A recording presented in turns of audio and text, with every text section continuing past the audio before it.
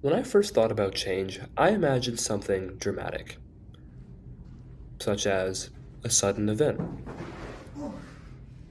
one with a clear before and after. But the more I zeroed in on what change is and how it materializes from day to day, the more I realized that most change does not arrive like that. Most change is quiet. It happens gradually, so gradually that it can exist for a long time before I recognize it. For instance, every day I wake up.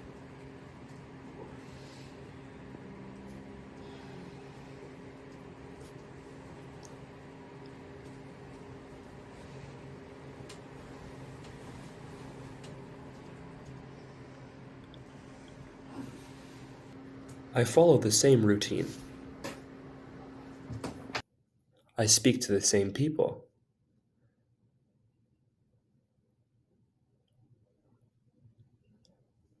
I walk the same paths. And because these patterns repeat, I made the mistake of assuming that things were stable and unchanging, but repetition is not the absence of change. It is often the way I have tried to convince myself that nothing has changed. But while I repeat the same overarching activities, multiple things change. My clothes change. The side I chose to sleep on changed. My thoughts change. My routine adapts to how I am feeling.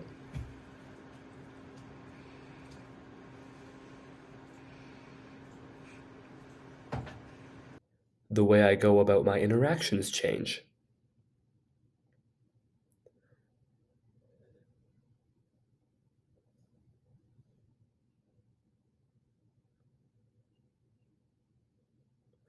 Even the way I hold a bag changes.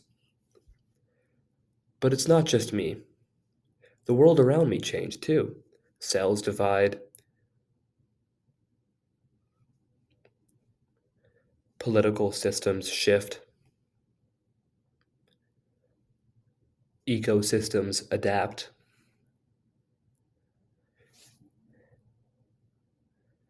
Even when everything appears familiar, change is already underway, and I think that is why change felt so surprising to me. Not because it had begun suddenly, but because I noticed it suddenly. There is a difference between when change started and when I was finally willing to see it, and this is where I realized that change happens every waking second. Eventually, what was subtle became undeniable. The routine no longer felt the same. The assumptions I relied on no longer fit. The structure that had once felt permanent revealed itself to be temporary. And then I had a choice. I could continue pretending that nothing is changing, or I can acknowledge that change was happening all along. This recognition was uncomfortable because it required me to accept that stability is not the absence of change. Stability is simply a momentary pattern within a process that never stops moving. And over time, this realization became less threatening.